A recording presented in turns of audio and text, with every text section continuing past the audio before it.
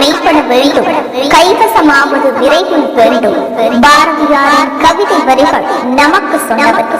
அதையே பின்பற்றி நம்முடைய இளைஞர்களின் மனதிலே கனவு காணுங்கள் இளைஞர்களே, அந்த கனவை நிறைவேற்ற பாடுபடுங்கள் என்று மாணவர்களின் கனவு நாயகனாக திகழ்ந்த முன்னாள் ஜனாதிபதி APJ அப்துல் கலாமின் பிறந்த தினமான இன்று அவரை நாம் நினைவு கொள்ள வேண்டிய, போற்றி புகழ வேண்டிய நேரம்.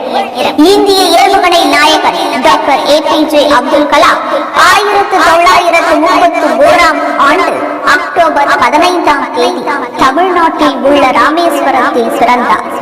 இந்திய விண்வெளி ஆராய்ச்சி கூடத்தில் தனது ஆராய்ச்சி பணிகளை தொடர்ந்த இவர் 1980ஆம் ஆண்டு SLV 3 ராக்கெட்டை பயன்படுத்தி ரோகிணி 1 என்ற துணைக்கோளை வெற்றிகரமாக விண்ணில் செலுத்தி இந்தியாவிற்கு பெருமை சேர்த்தார்.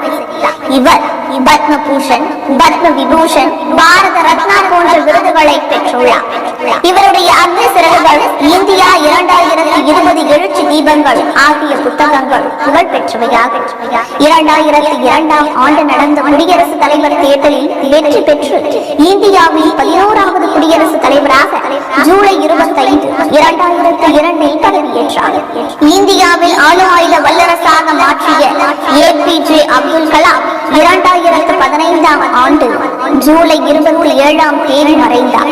அவருடைய சாதனைகள் நினைவு கூறுவது நம்முடைய அனைவரின் கடமையாகும். ஒரு நாட்டின் ஜனாதிபதியாக உயர்ந்து 2015இல் அவர் உயிர் பிரியும் வரை இளைஞர்களுக்கு வழிகாட்டியாக திகழ்ந்ததோடு தன்னுடைய வார்த்தைகளின் மூலம் அவர்களை எழுச்சியுடனும் துடிப்புடனும் செயலாற்றும் திறனுடனும் தன்னுடைய அறிவுரைகளாலும் அவர்களை தட்டி எழுப்பி இந்தியாவை இமயமலை உயர